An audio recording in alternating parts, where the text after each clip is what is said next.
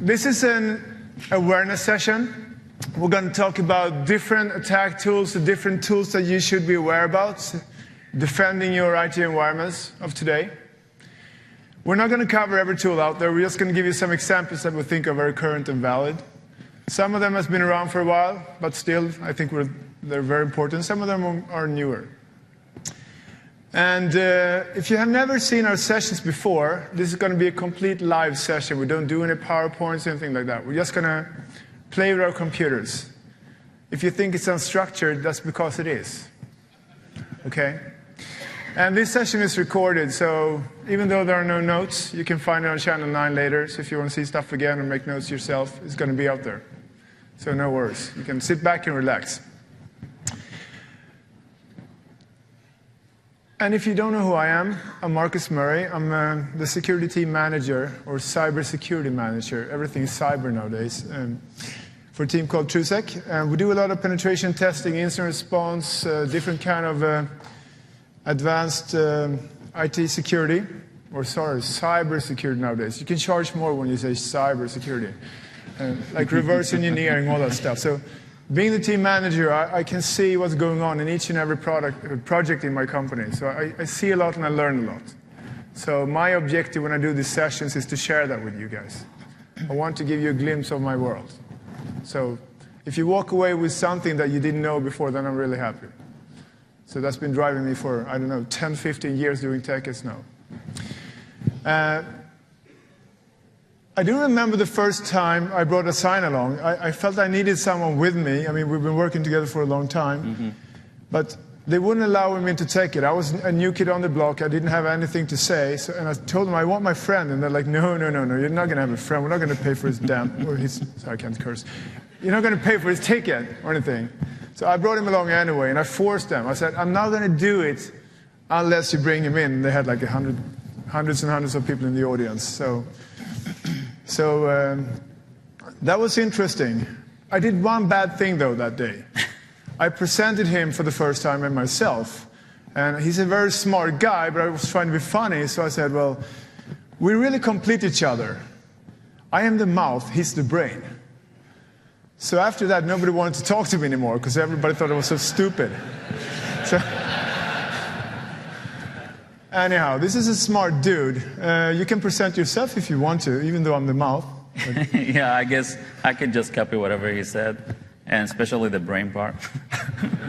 Humble too. Yeah. I like that. Well, a lot of IT security, of course, but I started once back in the days with developing. Worked with C++, Whatcom C++ on OS2. Back in the days, a very, simple way of virtualizing. We're developing network NLM modules. If any of you have been working with Novel Network, you'll remember these days, I hope. Yeah, I always brag about him. He wrote his first application that was a fairly complex application without even having a computer. So he wrote the code on paper because he read a book that he got from his brother. And when they bought a computer like 2 years later, it all compiled. Yeah, that's how cool. Everybody's supposed to learn programming, I guess. So yes. You get it right from the beginning. Yeah. Why fail? You and Mozart, right? So anyhow. Let's go on. Yeah, let's start this session. Yeah. So I'm just going to do something, a little funny thing, I think. Have you seen, there are new features in Windows all the time. So I'm going to just shut this guy down.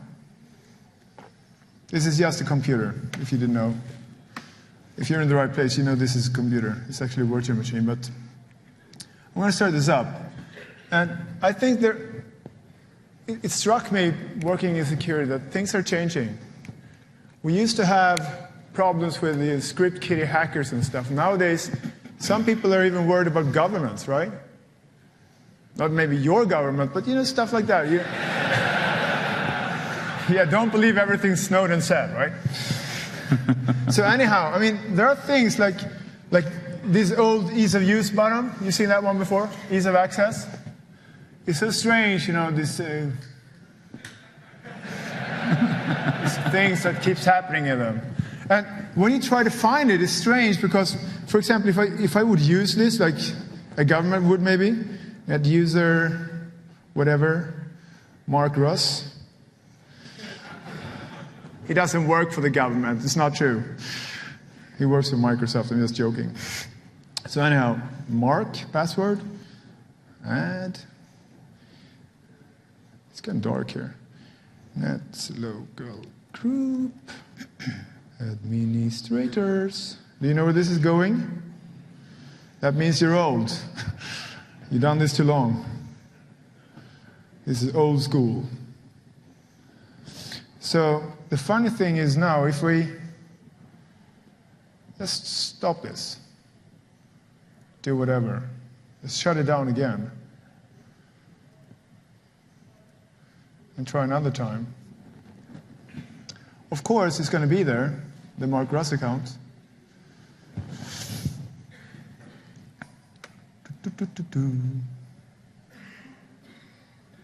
But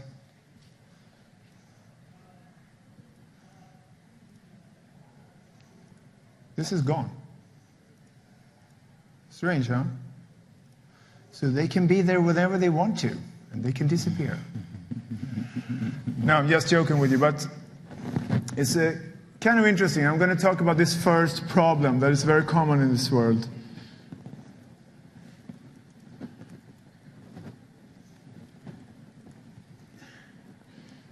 I have this tendency of using long passwords.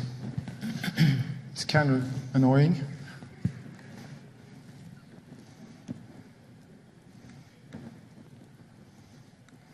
I'm going to have to use Mark's account, as I normally do. So anyhow, why am I talking about this? This is just a registry entry that I did that will give you physical access.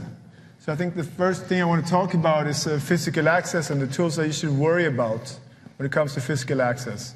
So I'm just going to bring out these simple examples of stuff that you should worry about. For example, USB sticks aren't always what they're supposed to be. This is a rubber ducky. This is a computer. This was a script in rubber ducky.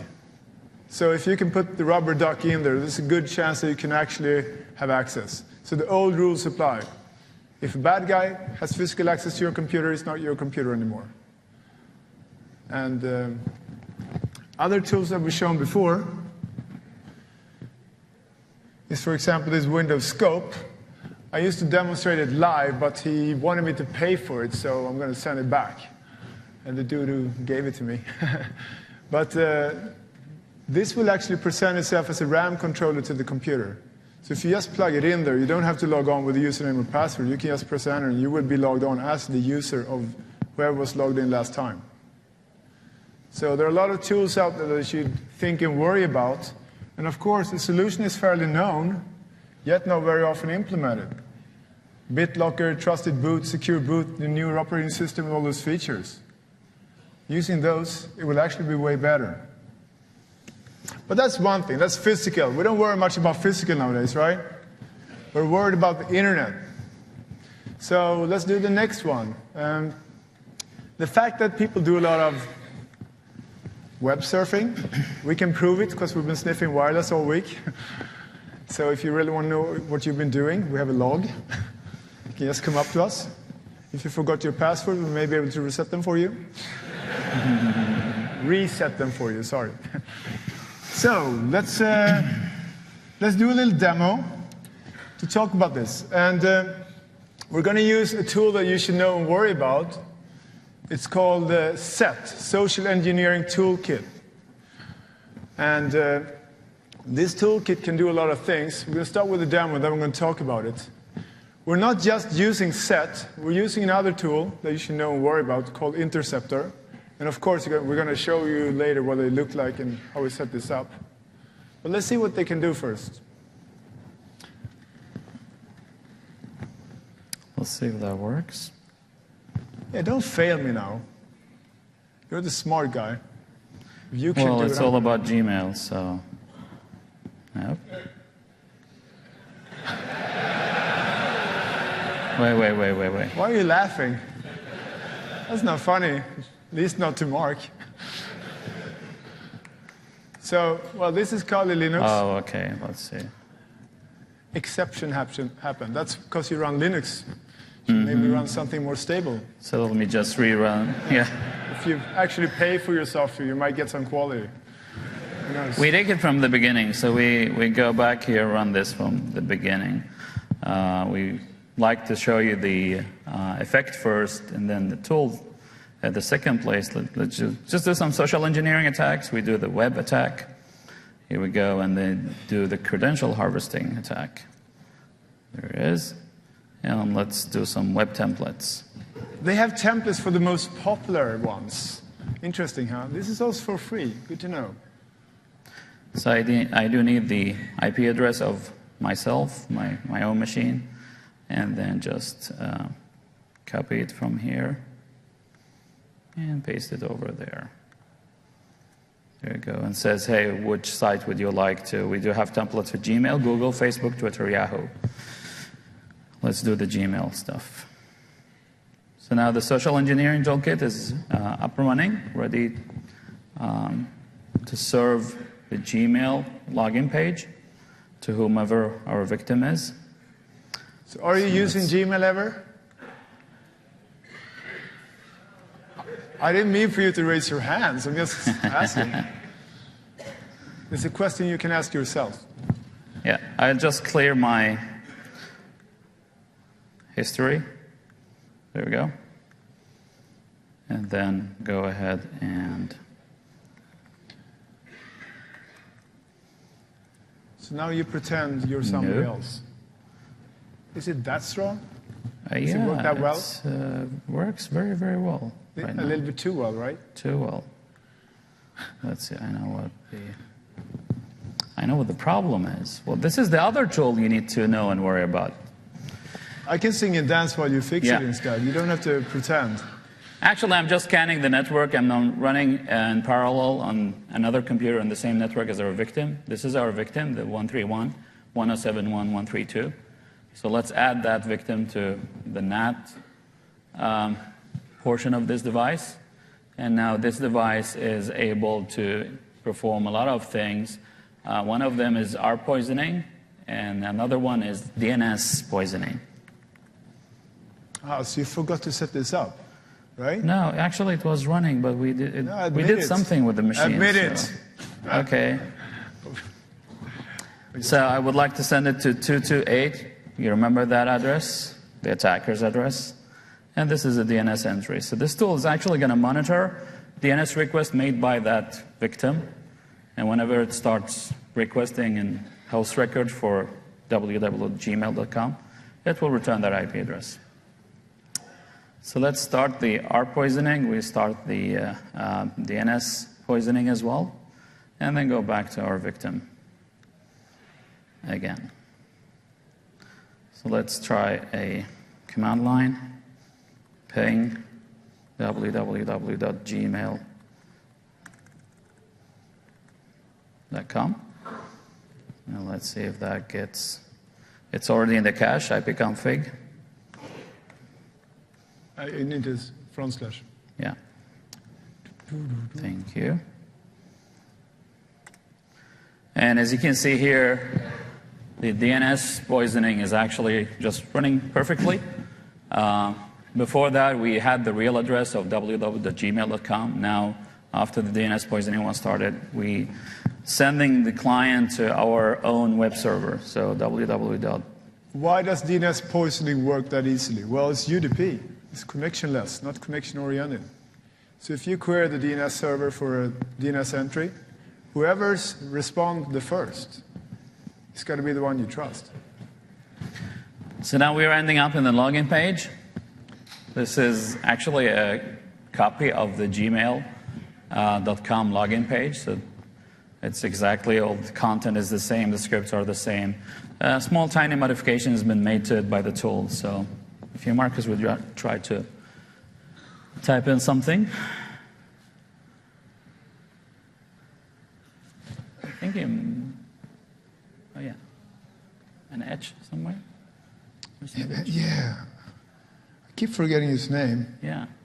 If you wonder how I got his password, it's because one time at an MVP summit, he had this session about trojanizing and rootkitting computers. And I said, do you think you can find my rootkit?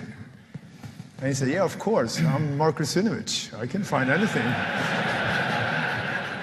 So anyhow, I gave him one of our kernel keyloggers that is fairly stealthy. And I asked him politely, could I install this rootkit in your computer and see if you can find it? He said, yeah, sure. So I went up to the stage where I was talking in front of a lot of MVPs, and I put my USB stick in there, and I double-clicked it and installed it. And I took it out, and it spoke some more, and suddenly his computer went into hibernation, and the rootkit crashed, and he was kind of making fun of me, like, damn, that was an unstable rootkit. And I smiled to myself and said, fine. Then I went home with his password hashes, because I was running a password extraction tool, not the damn rootkit. So, anyhow, so don't give bad guys physical access to your computers. That's the take home from that. So, I'm not going to use his real password. That would probably bring me. I mean, I like the guy. I mean, I look up to him. I attended his sessions forever, so I'm joking about him because of that. So this is just a joke, I think, right?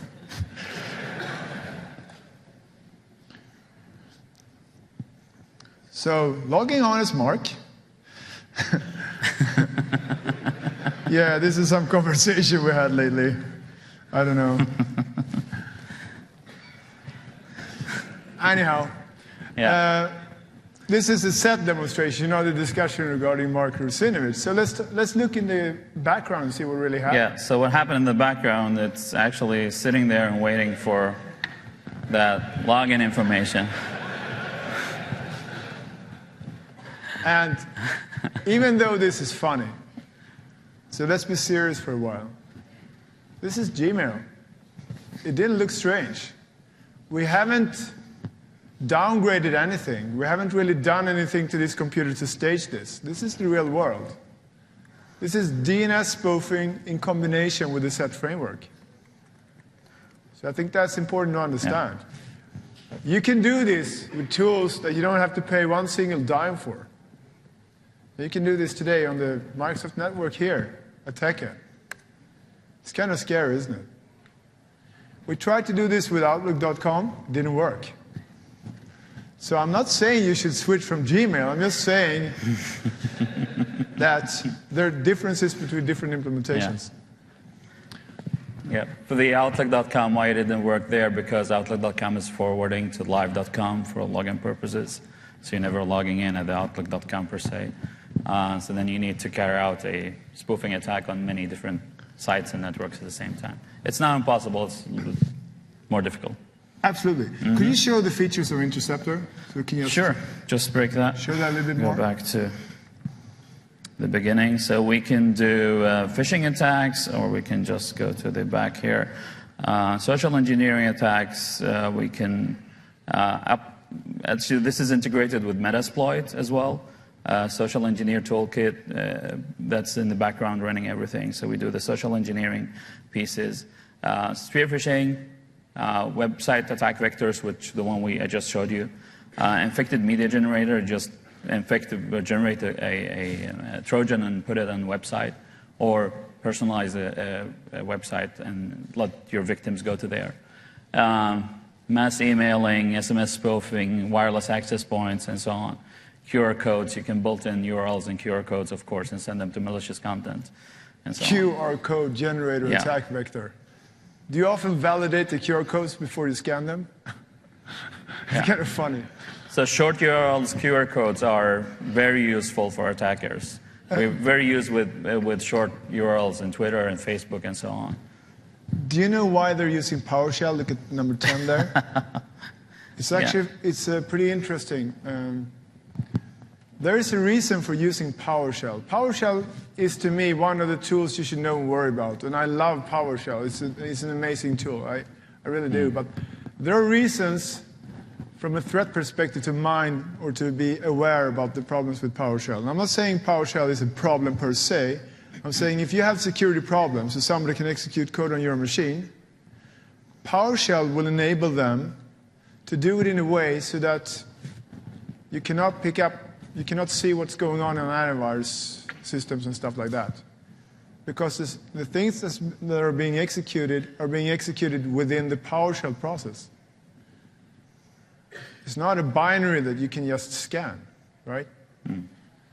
And if you browse the web, you can see that there are a lot of discussions about whoever can come up with the coolest way of using PowerShell. There are ready-to-use scripts that you can use just to, for example, inject shellcode into the PowerShell session. So using PowerShell, you can invoke .NET. Using invoke.NET, you can invoke shellcode. So that means if you compile your .NET code, it's just going to be the same DLL runtime thing that's going on every time you do anything. You can't really monitor that. It's not going to be a different binary every time you compile something within PowerShell. It's being compiled at runtime. So I'm not saying you should take away PowerShell.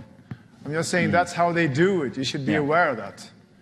So you should not trust the fact if you have a computer that you think is hacked, that's because you can't find anything on antivirus. Does not mean it's not hacked. That's where they were aiming for right now. They go for PowerShell, among other things, of course. It's kind of odd, right? Why PowerShell? Because there's a lot of power in there. That was not a joke, so it's okay you didn't laugh. Fine. So that was the social engineering toolkit, and there was as well the other tool we use over here. Can you show some of the features of Interceptor? It's called the Interceptor NG. Well, we saw the NATing or the ARP spoofing and the DNS spoofing attacks, as you can see here. It's actually have built-in attacks for the automatic web proxy configuration in our web browser. So whenever a web browser is looking for automatic proxy config, it can actually provide that with a proxy script config on the fly if we do that. We can do SSL stripping, and that means actually decoding the SSL stream, replacing the server certificate with a certificate of its own.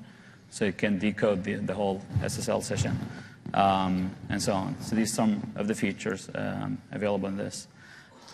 We can scan, we're looking for interesting protocols and authentication protocols, passwords and clear and so on.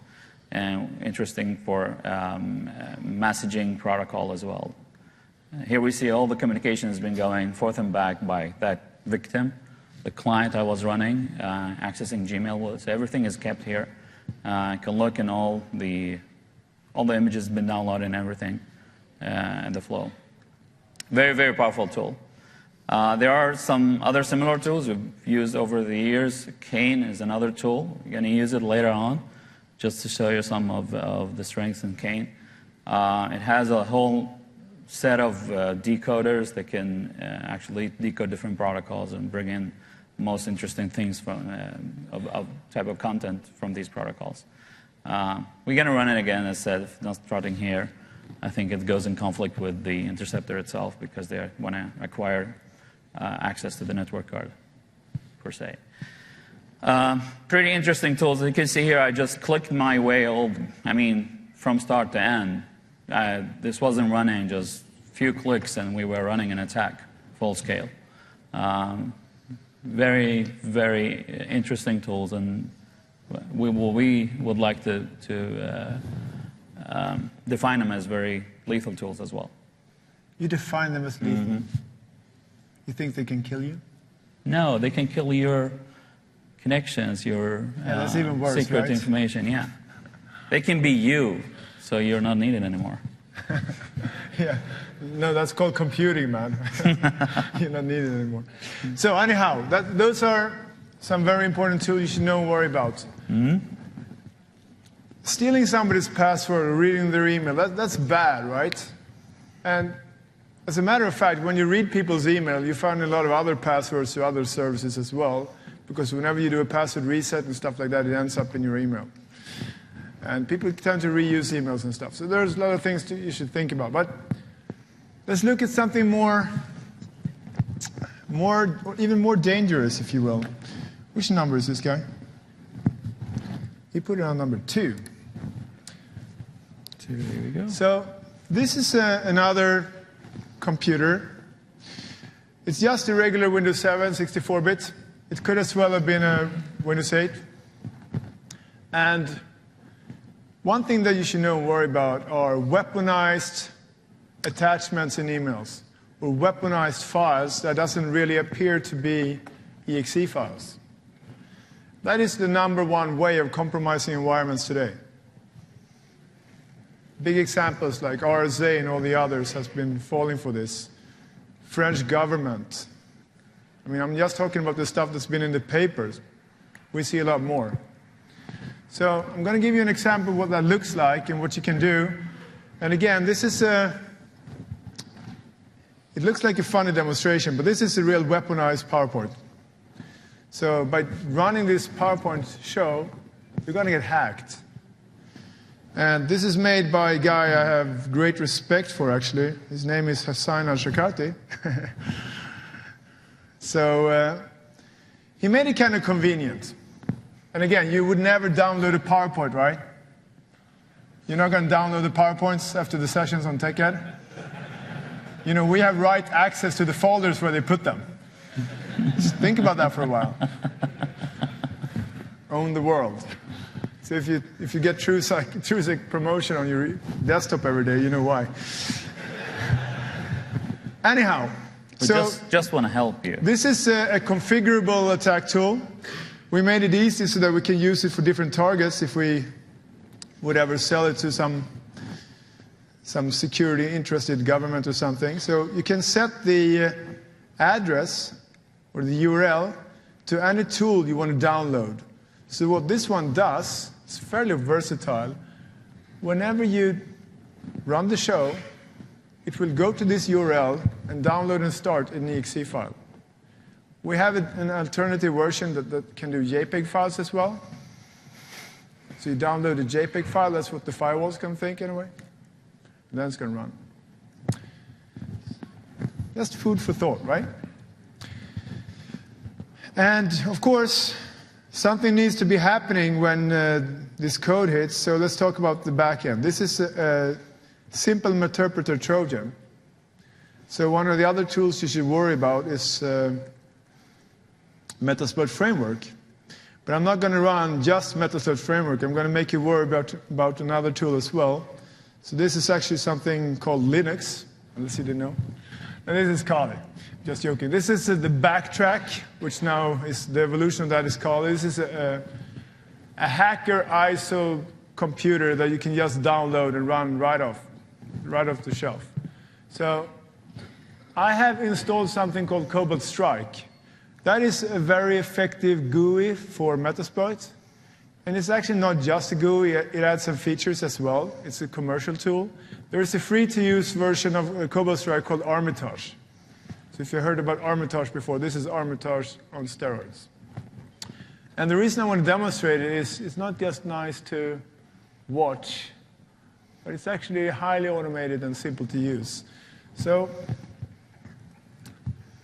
this one is actually waiting for hacked computers as of right now. So imagine imagine that the infrastructure looked like this. This is the guy or girl sitting with his PowerPoint, and they're going to click it. And I want you to pay attention to the big black field here. There's no icon of a computer here, right? So if there is an icon later, it means that computer has become hacked, okay? So I'm going to go back to the target. I'm going to pretend I'm him. I'm going to close this down. And I'm just going to run the slideshow. While I do that, I'm going to look at the other side. Wait a second. And boom! There is a connection. I like the coloring of that computer. It's red. That means it's hacked. So, yeah, and it's being enumerated, so now they know it's a Windows 7. And the dude logged on, his name is Marcus. That's embarrassing, but anyhow. So what would you do now? Well, I'm going to leverage on this, and I'm going to start a scan. So I'm not just, since this is obviously a computer with this IP address, I'm going to scan this network. I'm actually going to scan a few hosts to save some time.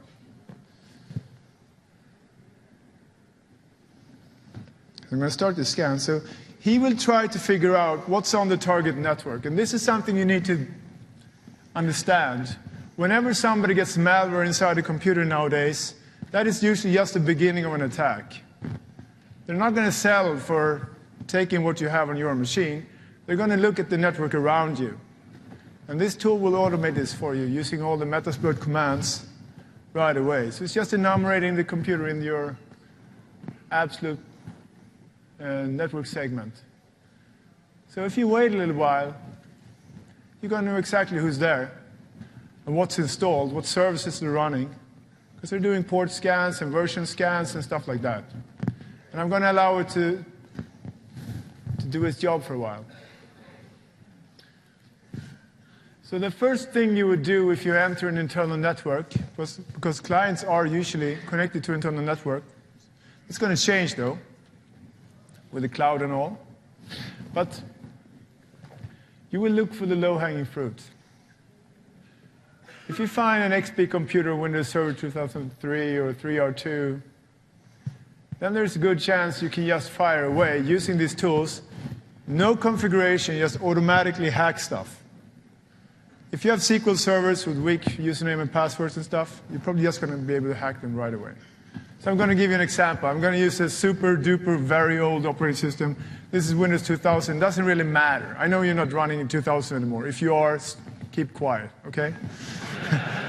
So if I want to attack them, I can just right-click, and it will actually show me what attacks are valid for this machine. So let's say I'm going to do this. And if it turns red, it means it's dead. Boom. So now I own that box. How cool is that, right? So what I can do now, I can do a lot of things. I'm going to show you the functionality within the interpreter. I can steal tokens, dump hashes. I'm actually going to dump the hashes of this guy. So I'm going to steal all the usernames and encrypted passwords. But I can do other things as well. One other example is if I want to see what's going on this computer over here, why not interact like get its desktop? So if I want to see what it's doing, I can just, I can even do the webcam, but it's kind of boring. I'm going to see myself. You have been selected. It's obviously still using that PowerPoint, which is kind of boring. So I can interact with that, I think. Yeah, so I can interact with that. And again, normally I would have a bigger screen, but I'm on his desktop. I can play with his stuff. A real hacker wouldn't. He would just sit and watch while you're logging on to your systems to see how you do your everyday job. Watch and learn how you interact with all those banking applications and stuff, whatever it is. And if you're at the office, it's going to see what you're doing at the office. If you work for a defense industry or a bank or something, it's going to know how things are being done at your job. This is how they do it today. They're getting more and more technical savvy. And it's a perfect remote admin tool as well. Remember I stole the password hashes, right? I want to hack this guy, but that's a more modern machine, so I probably can't do it right away using an exploit. So I'm going to do another pass the hash exploit. And they have a database, so these are actually the password hashes I stole from that admin machine. I can just click them. Marcus ADM, take the hash. I could enumerate the name of the domain. I kind of know it, so it's going to be faster. And launch. And things are happening. So if it turns red, it means I own him too. Boom. And I can go on all day. Well, the domain controller, why not? Maybe some people are stupid enough to log on with the real domain admin account on another server, who knows? Or service accounts or anything.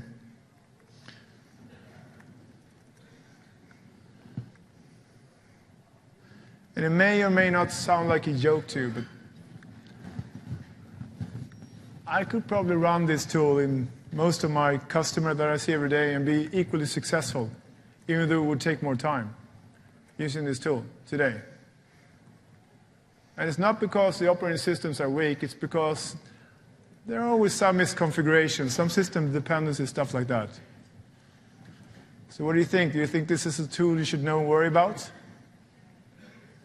No? Okay, is this a tool you think you should know or worry about? Yeah. Thank you. You're waking up. Nice. So, what are we going to talk about now? Well, there is another interesting feature here. I'm not going to use it right now, but there's something called pivoting. I think that's good to know. You can set up pivot so that whenever somebody is, for example, opening up Internet Explorer, you can watch their session inside their session. So you can have the same Internet Explorer session up running simultaneously. So if they are logging into a bank, it means you are logged on in their context at the same time. And for you guys who saw that video before the session started, that was an example of that, people using pivoting. So what they did is, and this is what they do in these attacks, they control the computer, and then they call the guy sitting in front of the computer. They know his number because they know everything about him because they're browsing his computer. So they always find details about who he is and where he lives and stuff like that. Let's check all his email. If you ever order anything off the internet, his address is going to be there with name, phone number, everything.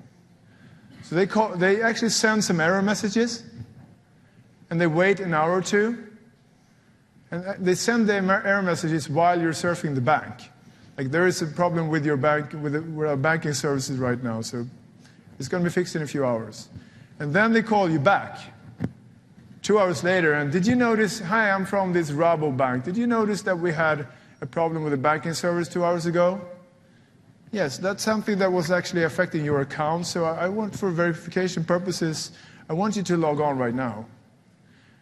And can you please punch in the PIN code? Do you see the PIN code 15342? No, I don't. What do you see? Well, I see 123467. Okay, thank you. And then they log on as him and they do the transactions. But they do this in a mass scale. Another interesting thing about this video is that there are call centers in, for example, Eastern Europe and in other places as well, where you can hire people to sit and do those calls for you. They make thousands and thousands of calls to Trojanized, or owners of Trojanized computers, following the script. Pretty interesting. I think you should know about that.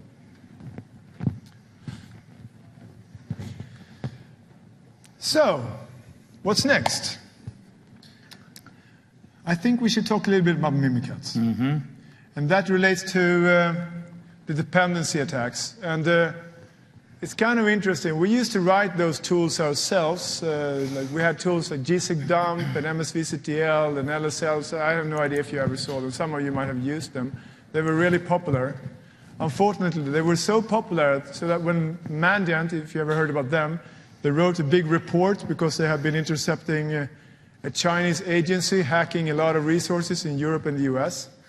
So they wrote this report, and they had an inventory of all the tools used by the Chinese attackers. They found our tools there. We didn't know if we were proud or embarrassed, but our entire corporate website got blacklisted for a while until we told them, because that's where they could download the tools. Anyhow, what I'm trying to say is that even though our tools were really effective, they're not the best anymore. We actually stopped developing them because there is one tool that is so much better. It's a tool called Mimikatz. I want to credit this guy. And his name is Benjamin. He has made a framework with a lot of functions and plugins that can steal almost anything that has to do with credentials on your system. So it does a lot of evil things. And it's kind of interesting to watch the tool working. Mm. You will have different results depending on whether or not you're using an XP computer, Windows 7, Windows 8, Server 2012 R2. But one thing is for sure, it will still get password hashes of the newest and brandest system in the world.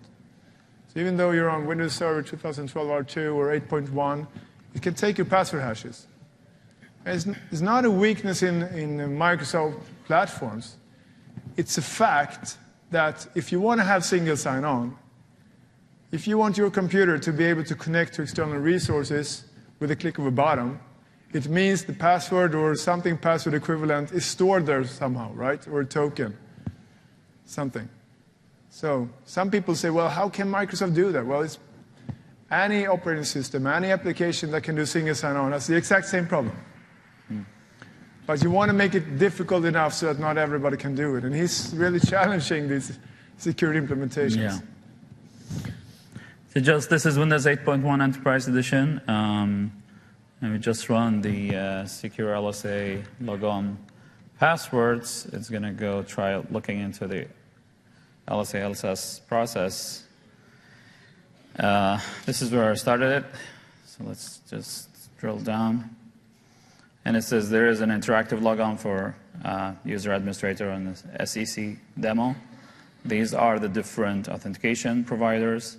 We do have the MSV, the Kerberos, the Digest, and Live SSP, and so on. As you can see here, this guy has been logged into the domain. We don't have any clear text password for this. We still have the encrypted version. This is the NT-hash for that user account. These are the credential keys. So this is the NT-hash value for that user account. Now, of course, we can send this in a cracker and try to figure out the clear text password. On the other hand, these tools, Mimikatz and other tools, are able to do pass the hash nowadays. So you can use it right away and just without the need to know the clear text version of it.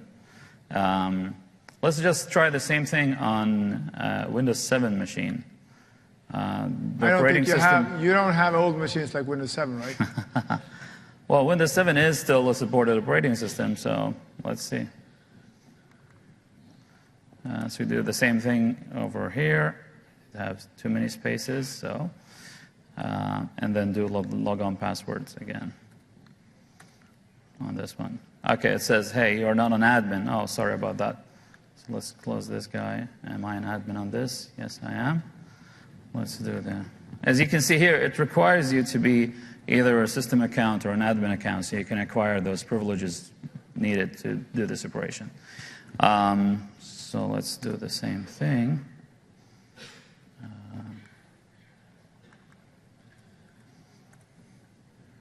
And then do the logon passwords again. Oh yeah, right, that's right. I need actually to be a system account, so I need to make myself that. So he doesn't have enough rights, so Mimikatz will give them to him. Give me some more privileges. I would like to get my debug privileges. There we go, and then I can repeat the logon passwords. So, well, I'm a local admin. I do have the right to acquire my debug privileges, so it will get me system level access, and now I got all that information presented again. So there is a local admin guy logged in here on CLI 4. And this is the NT-hash value, and that is the single sign-on for the terminal services, the Digest authentication protocol, the Kerberos clear text password. In case this was a domain account and we didn't yet have communication with our domain controller, this is cached in memory in clear text until we do have possibility to acquire our Kerberos tickets, and then it will disappear. So we can see that, but we can see, as you see here, we see it for other providers. Now, these providers are disabled by default. The terminal services, the Digest, are disabled by default in Windows 8, Windows 8.1. So Microsoft has done something, or actually figured out that, hey, why do we need them enabled? The user should take care about enabling them whenever they are needed. It's not necessary to have them there. We got information about other services account, the computer account itself, and so on. Now, we do have some other interesting things. I will do that on a domain joined machine, just so we have something to play with. We can actually play with certificates and private keys. Let's see, I just did, this is but longer, so I did it like that. So I'm going to go ahead here and tell the Mimikatz to, wait. You didn't get it. Come on, copy.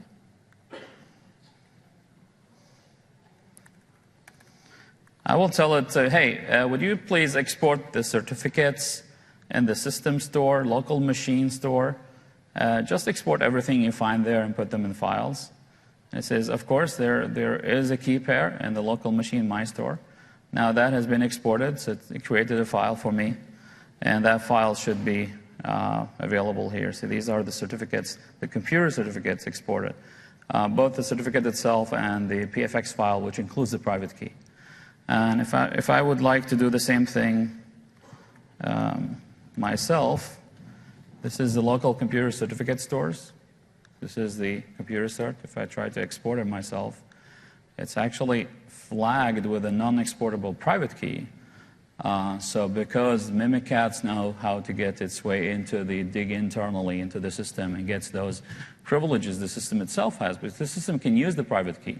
So somebody has the knowledge about what the private key is, so Mimikatz can dig its way through and grab that private key and put it in the file anyways. So these are just a couple of things this tool can do.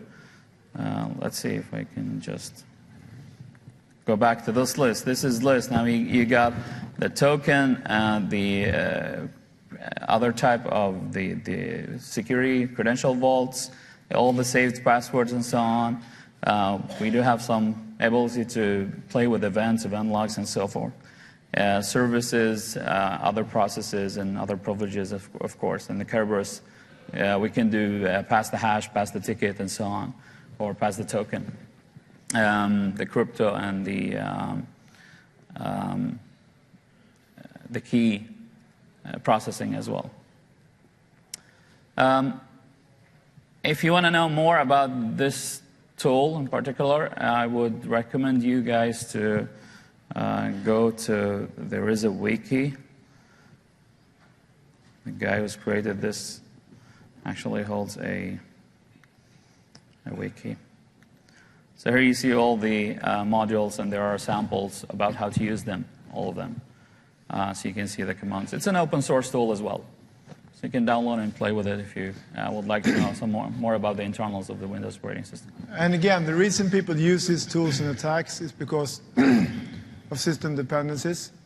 They compromise one computer, and if you expose keys on that system that can be reused in order to access other systems, that is when it becomes a valuable attack tool. So this is for expanding influence over a network. That's why you use it. And an interesting thing with the computer accounts is that if you have a valid computer account and a certificate and stuff on a computer, then you can pose as a domain controller.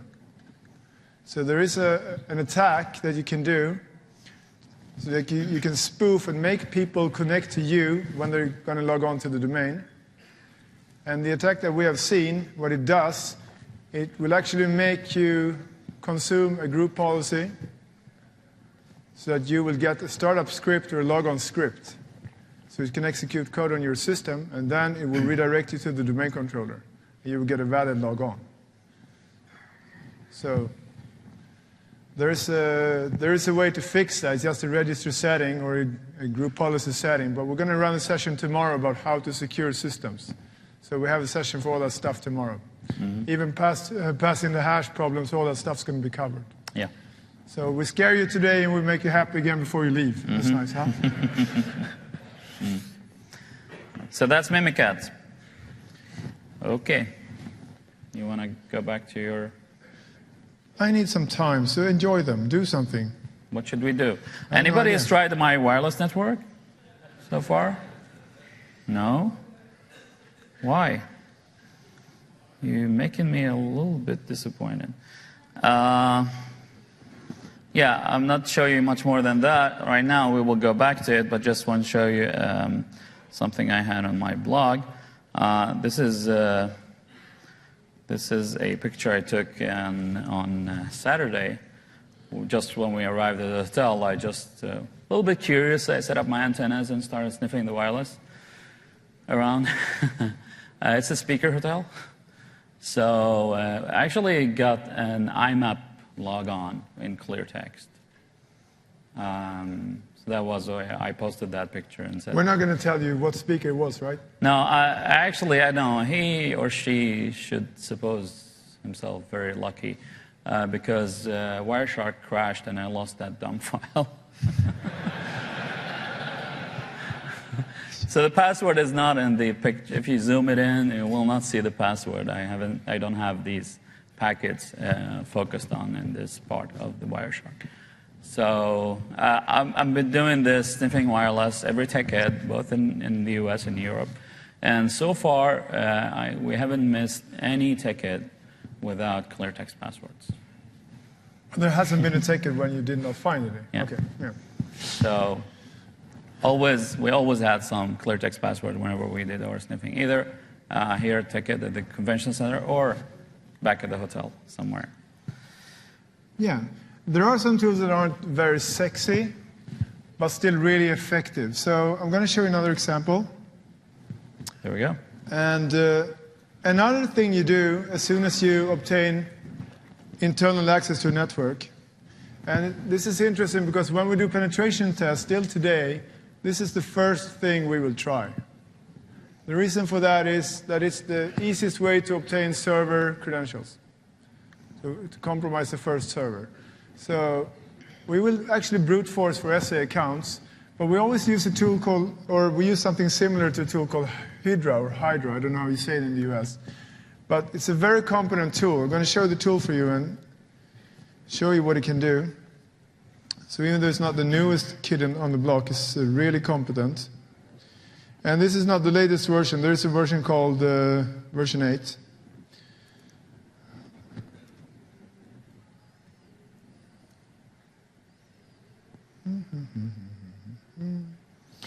No, CD.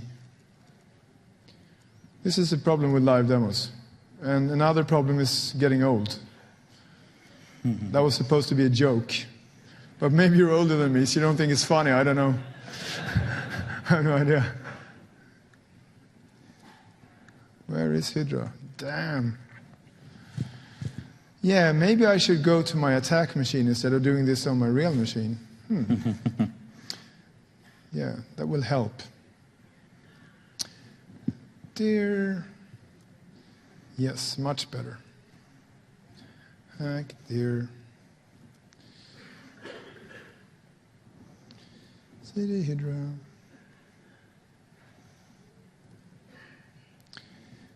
Yeah, why make it easy when you can make it difficult, right? So the thing about Hydra is it can brute force a large number of protocols. So you can do brute force attacks towards HTTP, GET, POST, forms. You can use proxy stuff. You can do IMAP, LDAP, MS SQL, MySQL, Oracle, even though it's unbreakable, which is interesting, especially since we did a pen test on a bank and we found this Oracle Sun Enterprise One server, and we found 3 0 days in the server itself, in the IIS equivalent server, in a 1-week pen test. We posted all 3 of them to Oracle, and they fixed 2. 1 is still around because it's by design, so they can't fix it. So we always have a backdoor to Oracle servers. Interesting. We're not publishing it though, so we keep it for ourselves, like others do as well. That's something you should know and worry about. So I'm going to use Hydra just as an example to brute force a SQL server. I just want to show you how easy it is to use. And you have to follow, this is a fairly new version, so you have to follow this syntax they're using. So you use Hydra, and then you can try to brute force, for example, the SA account, if it's a SQL server. And then you're going to use a password list of your own choice. Sorry, large capital P. It's kind of dark here. So I'm going to use the one called pass. And then you target a service. So it's going to be MS SQL, / no, yes, / Damn, it's hard to see here. Can somebody bring me a light?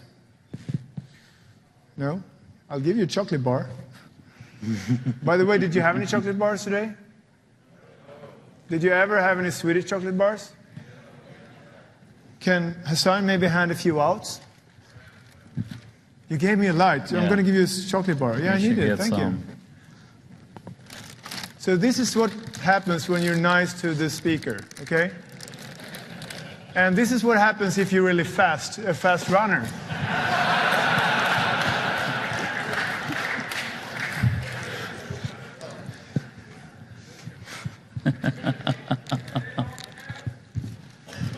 And this is what happens if you're unlucky and you don't raise your hand fast enough. That was a joke. This is the US. I wouldn't dare to do that. So you have to be fast. Always sit in the front seat of my sessions. That's a take home. So, where was I? I'm losing track here. 192, So keep going. 16. Keep going. Can you hold the... I'll give you a bar of chocolate if you hold the light for me. No.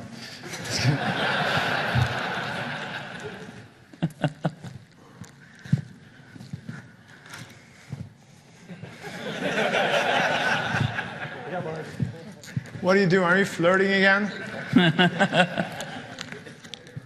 Did you trade me for this, or you want it back? No, I'm just giving away some can have chocolate it? bars. Thank you. That's a swag, right? Who else? You didn't pay for Over it. there. I paid for the damn chocolate.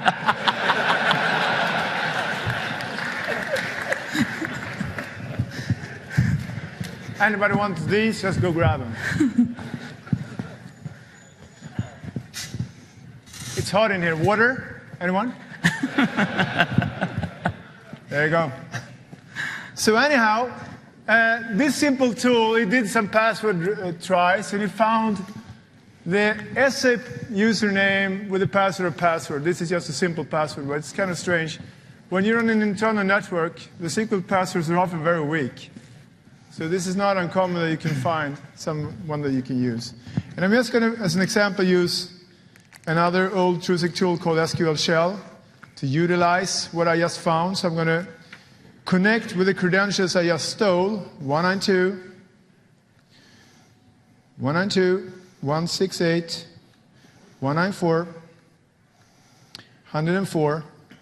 Then I'm going to do an SQL logon as opposed to an integrated logon with the SA account using the password of password. And this is a neat tool. It can do file transfers, it can enable SQL shell, and it can do a lot of things. But I'm just going to use it right away, like ipconfig. And I can see that I'm on this machine 104 with a host name of IS4. And if I look at who I am myself, I'm a different system, host name. This is A4 with another IP address. It's not 104, this is 4. So this is a very convenient tool to navigate around internal environments or to get your first foothold on a SQL server. And on the internal networks, it's still very common that they run in high privs. So if you compromise the SQL server with a high priv SA account, using these tools, you will be logged on a system.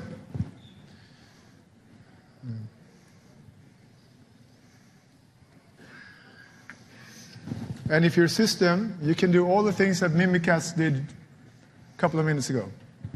So that's something you need to think and worry about.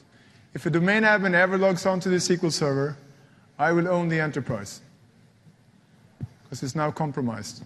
And don't believe that he has to be logged on right now when I'm there.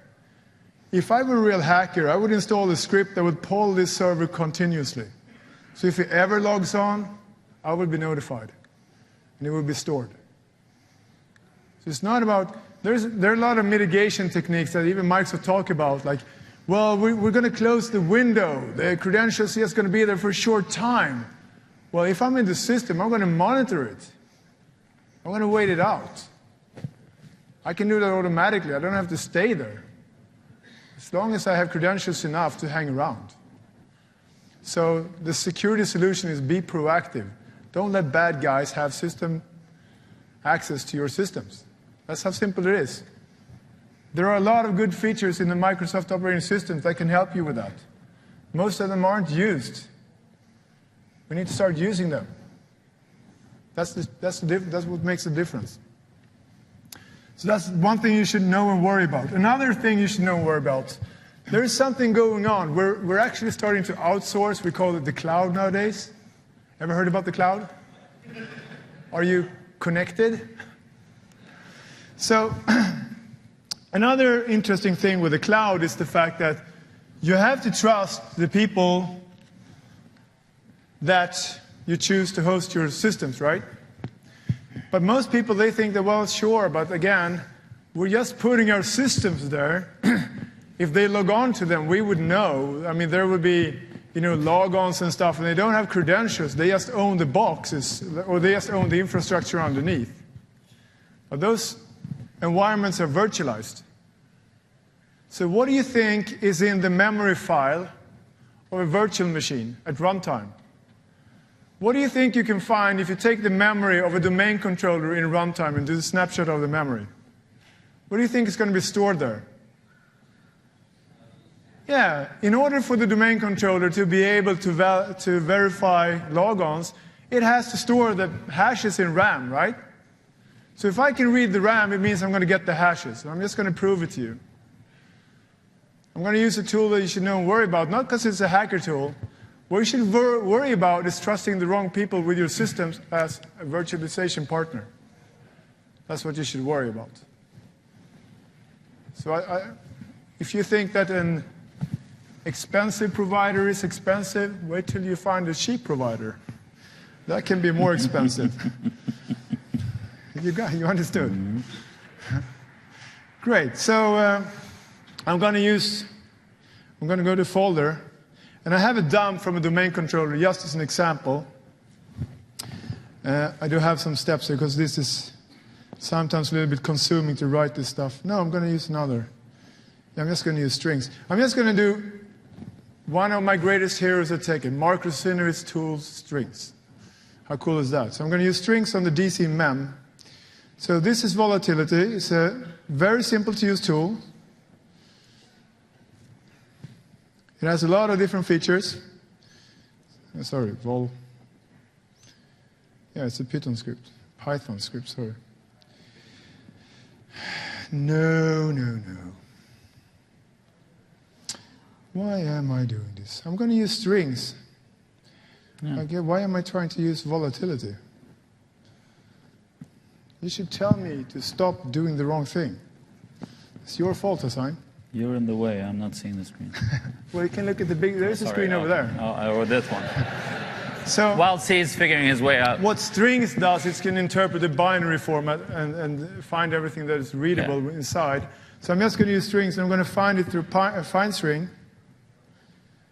And I'm going to give you a challenge, guys. The very first one who gives me a clear text password on my wireless network will get 2 bars. Yeah. Well, that means you don't think you're important. colon, that was not the best thing to search for, actually. No, just use the current. I'm going to search for something else. Yeah, current. Parenthesis current. Yeah, that's better. No. Sorry. Damn. Yeah. So we're looking through a memory file, so it's going to be a lot of things that we can't read. But again, if I am a hoster, this is just a VMware mem file, or ESX, or whatever. And of course, there is no difference between VMware and Hyper-V or whatever in this case. I mean, the tools may or may not support it, but they have the same problem. You don't encrypt memory at runtime. You use it. Yeah, you can do this with any file format. Sometimes you need to convert them and play with them. Then you should use Monsols, for example. This Matthew Swiss guy, who's a really bright Microsoft security MVP. He made those tools, Moonsols, or Monsols, or whatever you call it. So you can always fix it. Yeah. In this particular case, because Mark is using the find string, or the strings tool, it doesn't really matter. Just the safe state file, you're speaking about probably the BEM file, which is a safe state, and Hyper-V, you can just use it right away. So now your hoster can impersonate anyone in your network. Either he can pass the hash if he gets on that LAN, which he can because he's the hoster, and there will be a validated, authenticated logon that won't look very strange in the logs. Again, it's okay if you trust them. I'm just saying this is possible. So don't go for the cheapest, go for somebody you trust. Otherwise, you should worry about this. And it's kind of interesting nowadays. We believe that we don't expose logons to our internal networks, to our corporates, But again, look at your phone. Are you reading emails off your phone from your corporate network? How do you think those services work? Don't you think your password is stored on your phone? Have you forgot that? So if I have that hash, I can at least read your email from the internet, if your phone can. Unless you're doing some VPN or something that I don't think you do on your phone. So these are things you should know and worry about. Don't give your hashes away. Even though they're not on the internal network, they may be able to get stuff. Why do you all look so sad?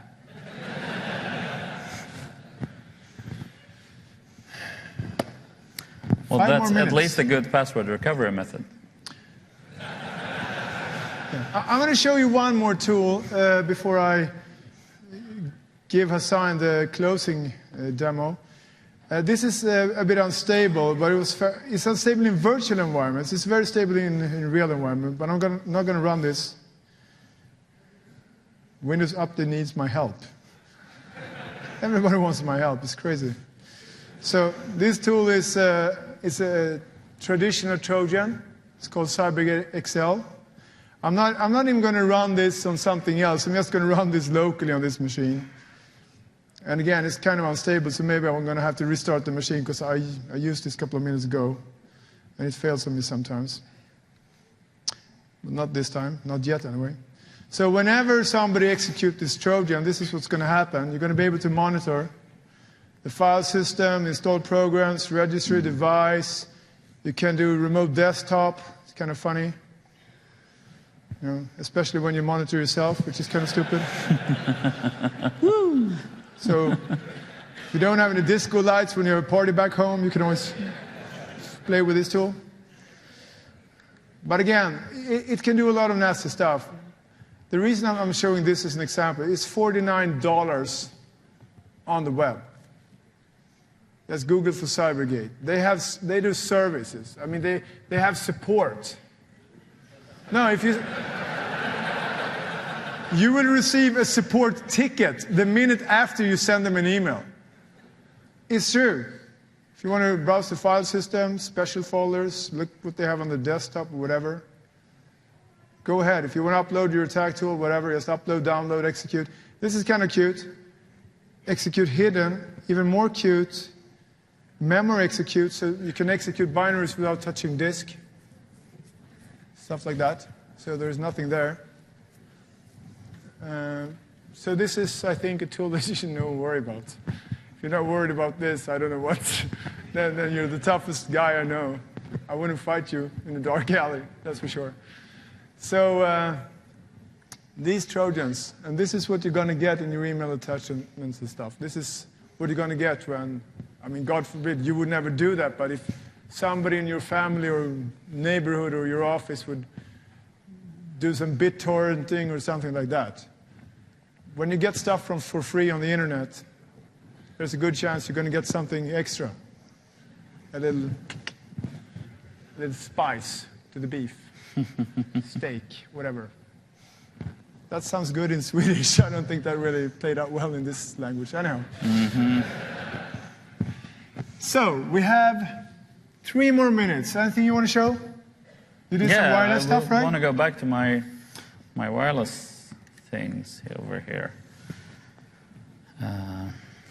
Let's see. I've just been having Wireshark, just sniffing, using these 2 antennas, and I thought that nobody is willing to connect to my wireless network to demonstrate this for you guys, so I'm doing it myself. So I'm using an old-fashioned, well-known POP3, as you can see here. And it's kind of funny. He does POP3, and I mean, IMAP and POP3, those are the protocols you're looking for, stuff like that. And most people aren't using them. I get that. But it's kind of funny. 2 years ago at TechEd, one of the speakers in the security track made an authentication using their phone to their office. Checked their mail on their corporate account, and we got the clear text password. And that person speaks in the security track. It's kind of funny. So I'm just... It can happen to anybody, right? Yeah. On a bad day. That was a bad day for that person. I'm just refreshing my email client. So once I press that, it's all there. This one is connected to my tiny access point. So it's happening on the fly. I can stop. I can see it again. Yeah. I can see it already. Yeah, you see it there. It's already filtered with POP3, so we see all the information. That's the pass. Yeah. We just registered that account just before the session, just to show you this. The real password was something different. Yeah. So it's just as easy and simple as that. If I'm able to sniff and listen on the network, if it is an open network like this, I don't even to do any man in the middle. I don't even need to perform any other more advanced activities. I just grab the packages as they are and then have a good, decent tool to dig through them. You can use Wireshark if you know how to use it. Of course, you can get a whole lot of it. You can use other utilities. I just show you guys the Mimikatz. Let's see, I need to save that Wireshark and a more working.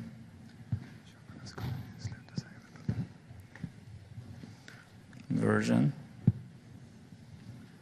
Let's see, I can stop this one and go back to that. So I guess just going to stop that and save the stream as a regular PCAP file.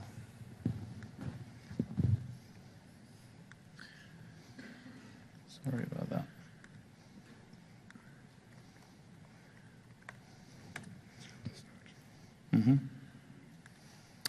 And just open it here. Oh yeah, that's the wrong desktop.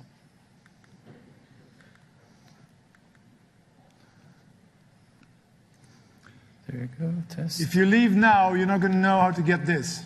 Just you know. Go ahead, Marcus. Yeah, while you do that stuff, whatever it is, Yeah. you're going to show the same password you just found with a new tool. Cool stuff, huh? New. I can find what I just found.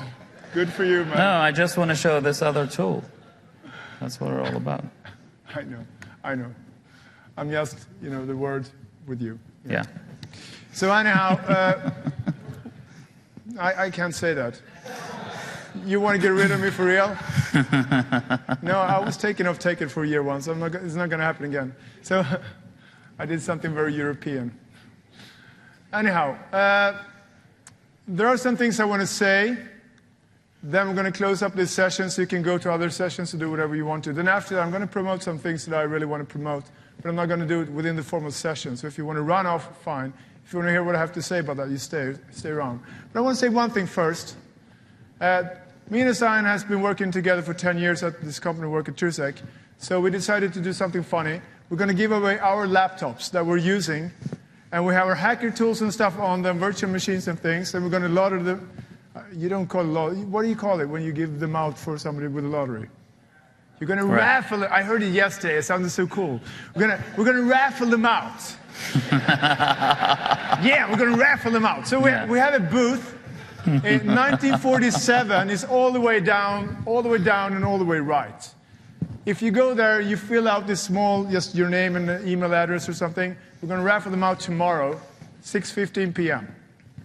So my laptop and Hasain's laptop. So if you want them, they have touch screens, the RAM is good, it's processors, latest generation, good stuff.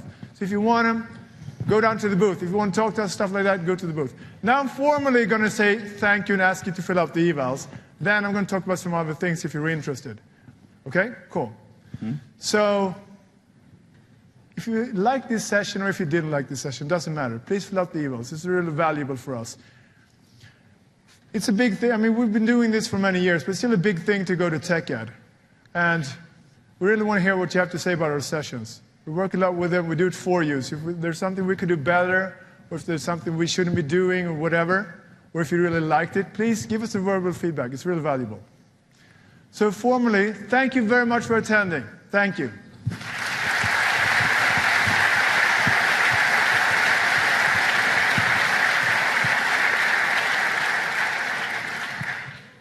Yeah, okay.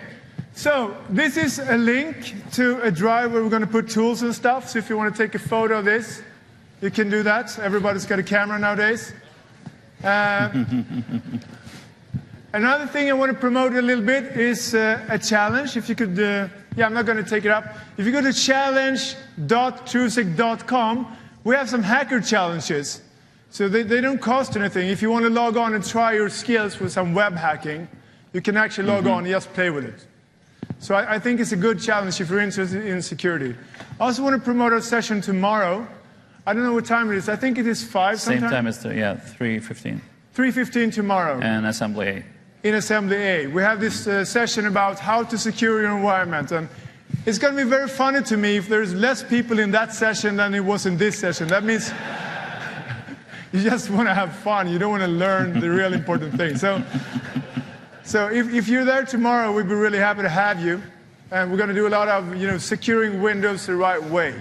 It's not going to be as sexy, but it's going to be even more important, I think. And we also do some training in the US, me and Hasain. We don't usually do that. We have some dates this fall in Tampa, Florida. So if you're interested in attending our training, we're going to be there, do some 3-day and 5-day hands-on training courses, web hacking, regular infrastructure hacking, securing Windows, stuff like that. So if you want to do like a master class with either one of us, go down to the booth. We have some flyers and stuff there. Yeah. So this is the first time we have a booth. We're kind of excited. We actually made a partner company pay for it, so we kind of played with that as well. We're going to be at the ATE tonight at 6:30, I guess, or 7. Yes, we have was it 6:30? Yeah, there's an ATE tonight. If you want to have a one-on-one, all you 1,300 people can come. We can sit together and chit-chat in an intimate environment. So, and if you want some chocolate, just go get it. If anybody wants a T-shirt, I have one more. But I'm going to throw it. And if you didn't get that T-shirt, you might get this one. Who knows? So, they're not leaving. What's wrong with you people? So, if you have questions and stuff for us, we're going to go down to that booth. So if you're interested, go to 1947. We're going to be there. Scott. And if you don't want to go there, this dude is amazing, so you should sit in on his session as well. He doesn't do hacking, he does the important stuff. Good to see you.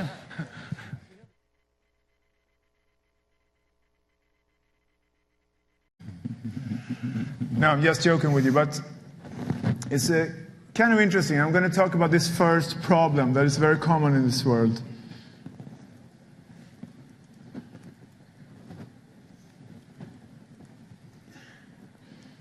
I have this tendency of using long passwords. It's kind of annoying.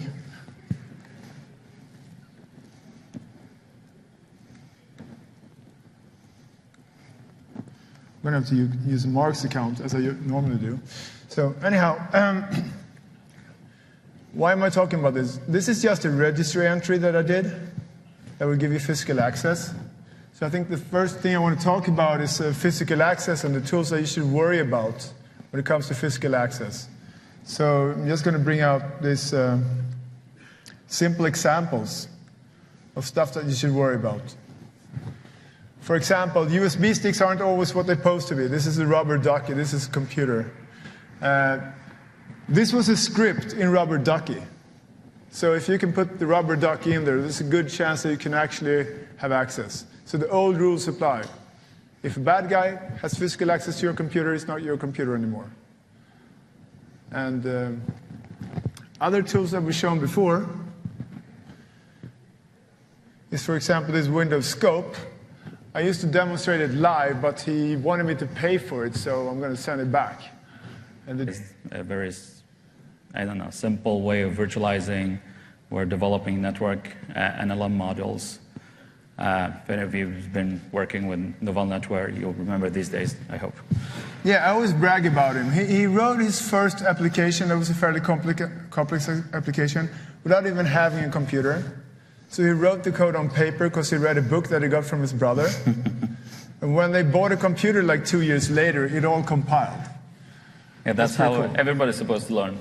programming, I guess. So yes. You get it right from the beginning. Yeah. Why fail? You and Mozart, right? So anyhow. Let's go and go. Yeah, let's start this session. Yeah. So I'm just going to do something, a little funny thing, I think. Have you seen, there are new features in Windows all the time. So I'm going to just shut this guy down. This is just a computer, if you didn't know. If you're in the right place, you know this is a computer. It's actually a virtual machine, but I'm going to start this up. And I think it struck me, working in security, that things are changing. We used to have problems with the script kiddie hackers and stuff. Nowadays, some people are even worried about governments, right? Not maybe your government, but stuff like that. Yeah, don't believe everything Snowden said, right? So anyhow, I mean, there are things like this old ease of use button. You seen that one before? This is an awareness session. We're going to talk about different attack tools, the different tools that you should be aware about, defending your IT environments of today. We're not going to cover every tool out there. We're just going to give you some examples that we think are very current and valid. Some of them has been around for a while, but still, I think they're very important. Some of them are newer. And if you have never seen our sessions before, this is going to be a complete live session. We don't do any PowerPoints, anything like that. We're just going to play with our computers.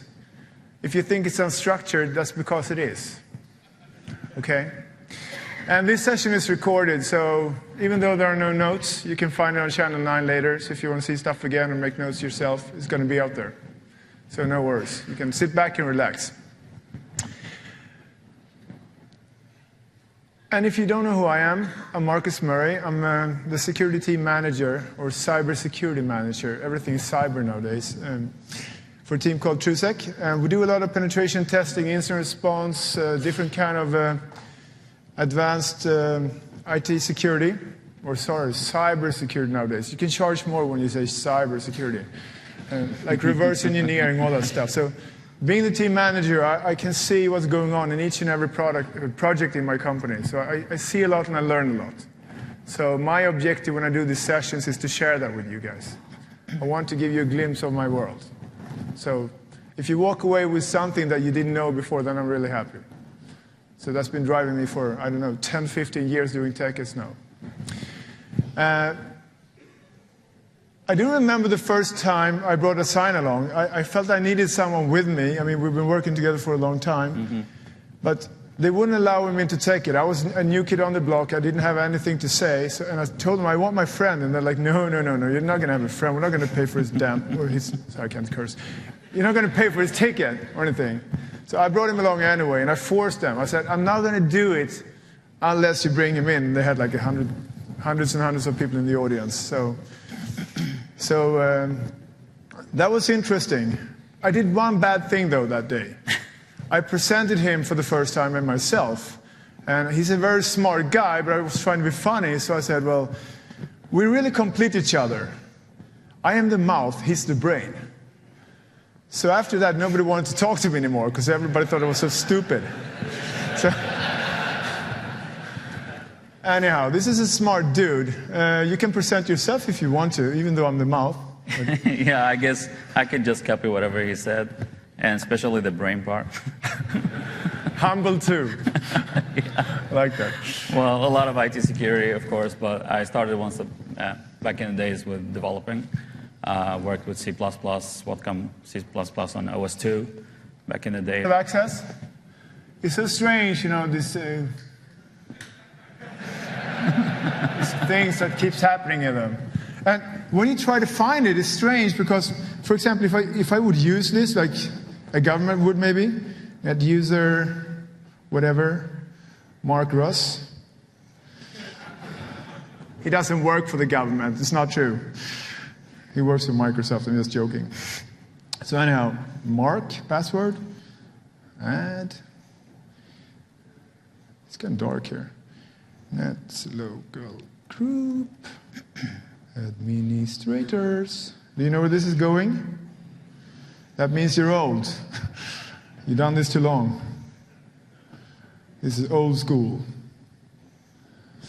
So the funny thing is now, if we just stop this, do whatever, just shut it down again, and try another time. Of course, it's going to be there, the Mark Russ account.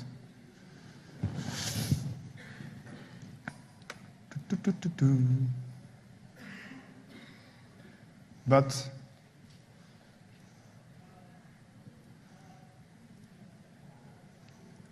this is gone. Strange, huh? So they can be there whenever they want to, and they can disappear.